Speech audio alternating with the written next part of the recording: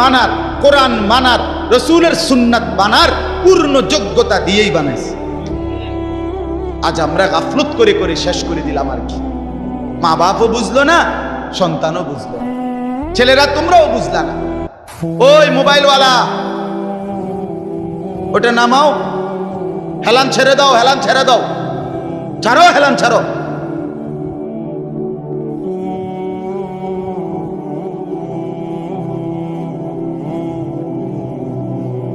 সুদা আমার কোনো অসুবিধা নাই, যার অসুবিধা সে চলে যাও।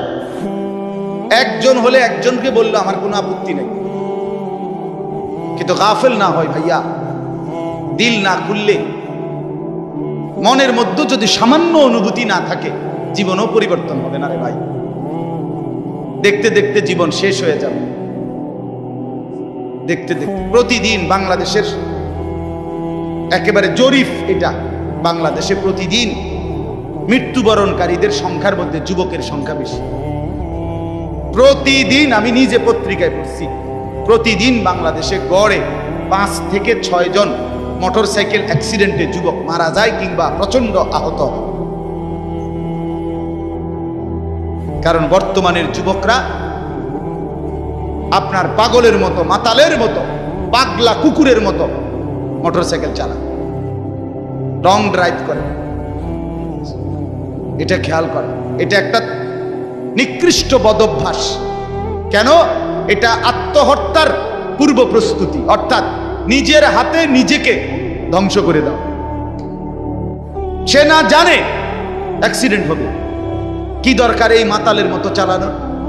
শুধুই কেবল এই দ্রুত গতিতে দুই পাশের কেউ দেখবে বলে, দেখছো তুই কি জোরে চালায়, এটা কইতে কইতে তো তুই ফারিয়ে গেছ, তো এর কইব কোন সময়? কথা বুঝেন না? এমনি এটা বলতে বলতেই তো হেঁটে গেছে, এত জোরে চালাইছি, এটা শুনবার তো টাইম নেই।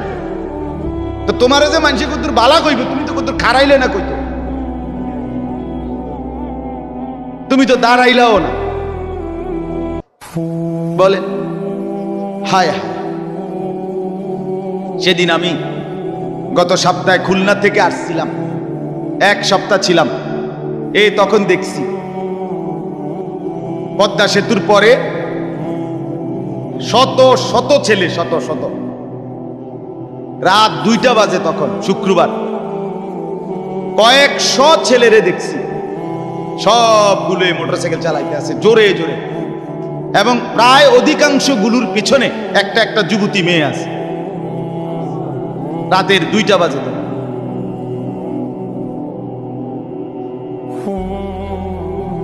করো দুনিয়া, ভোগ করো। ও চিরেই যেহেতু ফেরেশতা লাথি দিবে, কাজেই দুনিয়া ভোগ করো। ও চিরেই যেহেতু কবরে জাহান্নামের আগুন অপেক্ষা করছে, কাজেই দুনিয়া ভোগ করো। আল্লাহ তাআলা আমাদেরকে মাফ করে দেন। তো প্রিয় ভাই, ওইটা কি হলো? আমার এমনি গলায় কথা বলতে কষ্ট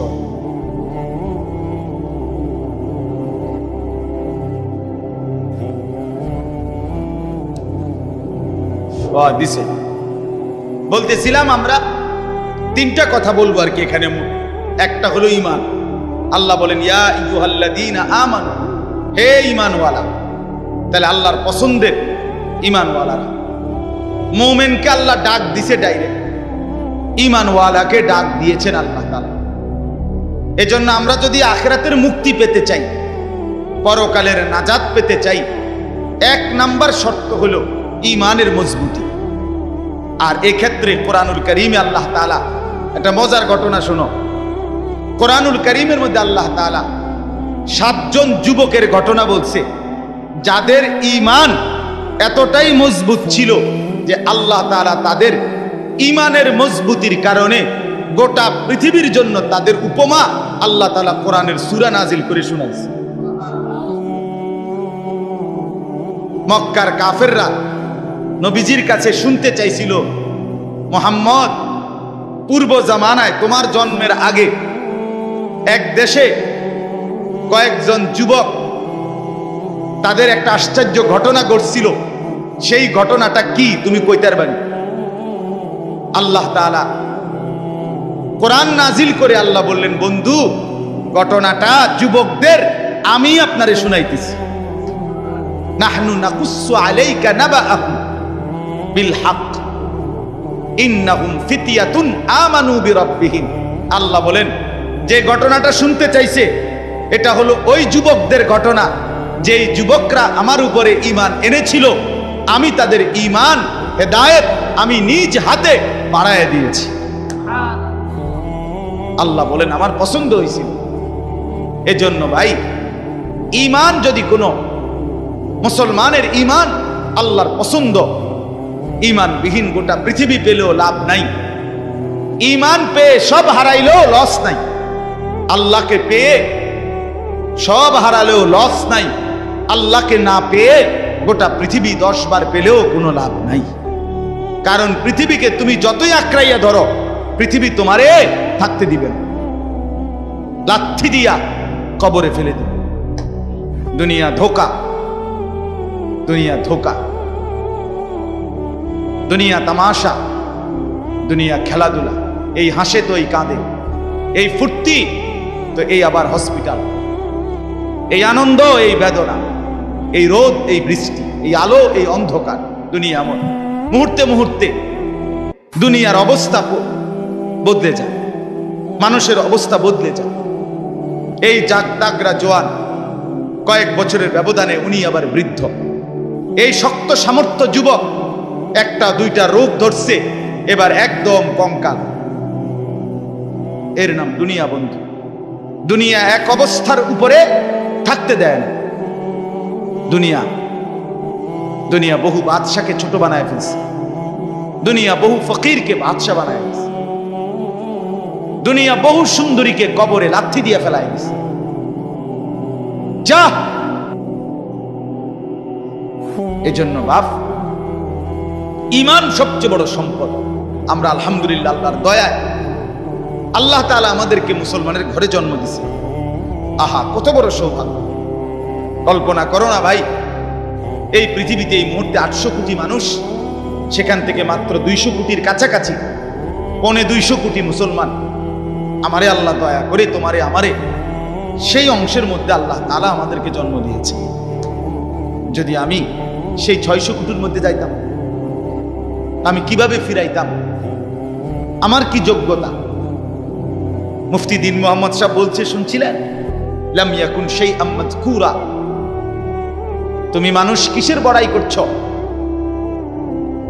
কেন অহংকার করছো? তুমি তো উল্লেখ করার মতো বস্তুও ছিল না।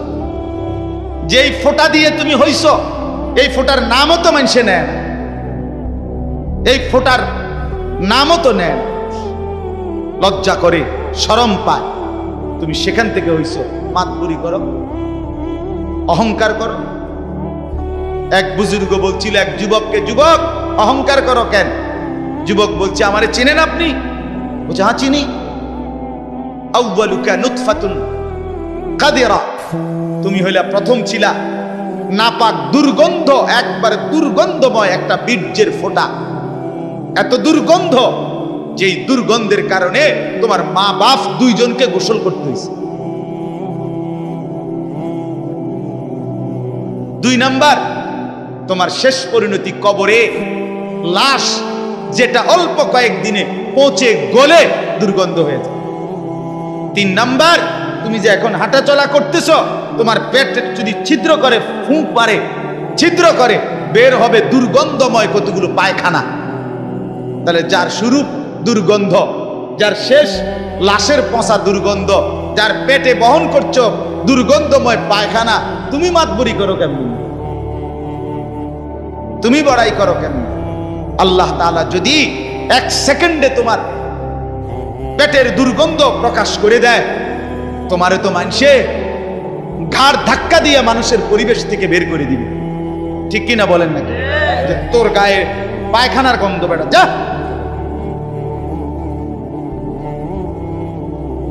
এজন্য অহংকার না করি যুবক। একজন ছেলে হলেও বুঝো, 2 জন হলে 2 জন বুঝো ভাই। আমি জানি আমার প্রতিদিনকার বলার ক্ষেত্রে আমার উদ্দেশ্য থাকে একটাই, সবাই একসাথে দিনদার হবে না, কিন্তু চেষ্টা করে যাই এই আশায় যে একটা ছেলেও বদলে যাবে, 2টা ছেলেও বদলে যাবে, কোনো একজন যুবক যদি বলতে যায় আমার 100 বছরের চেষ্টায়, আর আল্লাহ যদি আমার এর বরকতে মাফ করে দেয়, তো আমি বেঁচে গেলাম, আমি তো বেঁচে গেলাম। তো আল্লাহ তাআলা আমাদেরকে বলছেন, বান্দা ইয়া আইয়ুহাল্লাযীনা আমানু, হে ঈমানওয়ালা, মানে ঈমান তোমার পছন্দের বস্তু যেন হয়, ঈমান ঠিক থাকে। 2 নাম্বার, ইত্তাকুল্লাহ, আল্লাহকে ভয় করো, তাকওয়া অবলম্বন করো, তাকওয়া অবলম্বন করো। মুমিনের জীবনের, আমাদের জীবনের মূল পুঁজি আল্লাহর ভয়, মূল সম্পদ। এটা হারাইয়া বাকি সব অর্জন করে লাভ নেই। এটা থাকলে বাকি কিছু পেলে বা না পেলে কোনো অসুবিধা নেই। তাহলে 2 নাম্বার নিয়ামত কি? আল্লাহর ভয়। বলেন না কি? বলেন বলেন কি? 1 নাম্বার কি? ঈমান। 2 নাম্বার কি? তাকওয়া। বলেন, আরবি শব্দটাই বলেন, বলেন 1 নাম্বার কি? ঈমান। 2 নাম্বার কি? তাকওয়া। তাকওয়া, তাকওয়া, তাকওয়া। আল্লাহওয়ালা বুজুর্গরা বলছেন, যে তাকওয়া অর্জন করতে চায় তাকে কিছু জিনিস খেয়াল করতে হয়। 1 নাম্বার, কয়েকটা জিনিস। মুত্তাকি হইতে হইলে সূরা মুমতাহিনার মধ্যে 6টা গুণ আছে, এটার বিষয় আছে, এগুলো ছাড়তে হয়। 1 নাম্বার, মুত্তাকি যে শিরিক করে না, সে লা আল্লাহ ইউশরিকনা বিল্লাহি শাইআ, যে মুত্তাকি আল্লাহকে ভয় করবে, ওয়ালা ইয়াসরিকনা, সে চুরি করবে না। 2, 3, ওয়ালা ইয়াজনিনা, সে জিনা করবে না, ব্যভিচার করবে না, নারীর সাথে হারাম সম্পর্ক করবে না।